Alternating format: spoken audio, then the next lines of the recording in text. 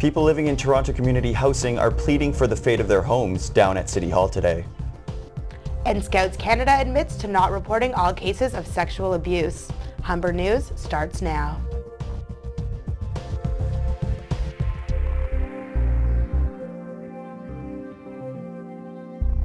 Hello, it's Friday, February 17th. Welcome to Humber News, coming to you from the Broadcast Center here at the North Campus. I'm Philip Maciel. Thanks for joining us.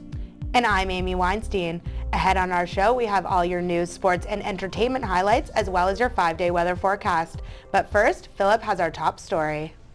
Tensions are building as Mayor Rob Ford proposes selling single-family homes owned by the Toronto Community Housing Corporation. Reporter Katie O'Connor was down at City Hall and has the details. Toronto community housing tenants have packed City Hall this morning as the city's executive committee met to decide whether to sell 675 city-subsidized homes.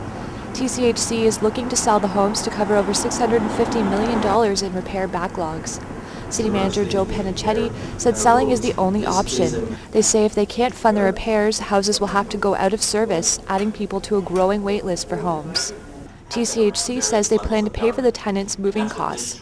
Over 100 tenants packed City Hall to give deputations, letting City Council hear their opinion of the plan.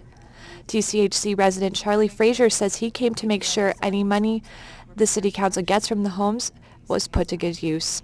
That's what I wanted to make sure that these things was actually going to transpire.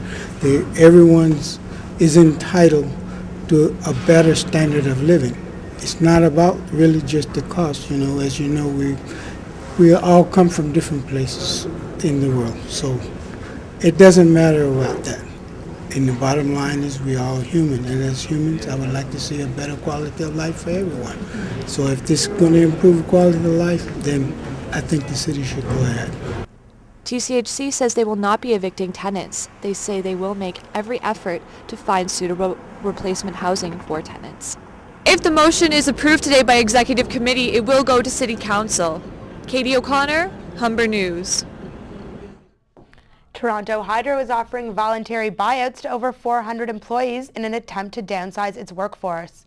On Thursday, workers received a letter offering wages and benefits for up to 2 years if they agreed to leave their jobs next month. A spokesperson for Toronto Hydro says the company is looking to save $20 million in annual cuts. Buyouts were offered to employees whose positions were not considered core to the business. Last month, the company started cutting costs when the Energy Board blocked their request for more funds to renew old equipment. GO Transit fares are going up. A fare hike will be taking effect tomorrow, and riders will see an increase of as much as 40 cents. Riders who have purchased monthly passes will now save 15%, which is down from the 18% they saved prior to the fare hike. The hike is expected to bring in an extra $19.5 million in revenue. Leslieville dog walkers beware. 3 dogs from the East Toronto area may have died from poisoning. Police say the dogs may have ingested food soaked in antifreeze. Warnings have been issued to local dog owners, and the Toronto Police are investigating the incidents. The dogs were all walked through the back alleys on Dundas Street East and the Jones Avenue area. Police are asking area residents to check their properties and report any suspicious activity. The OPP have been called in to investigate financial irregularities at Orange, the Ontario Air Ambulance Service. Provincial Health Minister Deb Matthews says she is terribly disappointed after seeing the forensic accounting report. The Ontario Hospital Air Ambulance Service initially came under fire after the Toronto Star published an article last December about spending. The Provincial Finance Ministry then called in the accountants. The OPP's probe will focus on a $6.7 million payment from an Italian helicopter firm to Orange. It is also looking at $1.2 million in loans given to former Orange boss Dr. Chris Matza. Toronto's Catholic Archbishop Thomas Collins will be elevated to Cardinal tomorrow in a ceremony at St. Peter's Basilica in Vatican City. Collins was selected along with 21 others from around the globe to join the elite group of advisors handpicked by the Pope. The 65-year-old Guelph, Ontario native is the 16th Canadian to become a cardinal. Collins will still be in charge of the Archdiocese of Toronto. The first long weekend of the year has arrived, and we have the list of what's going on this Family Day Monday. Most grocery stores will be closed for the holiday, as well as all LCBO-owned beer stores.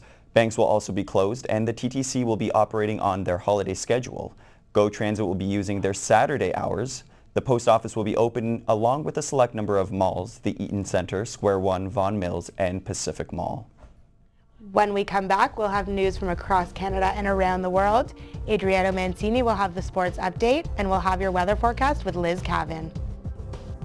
We've got more mild temperatures on the way today, along with snow coming later tonight.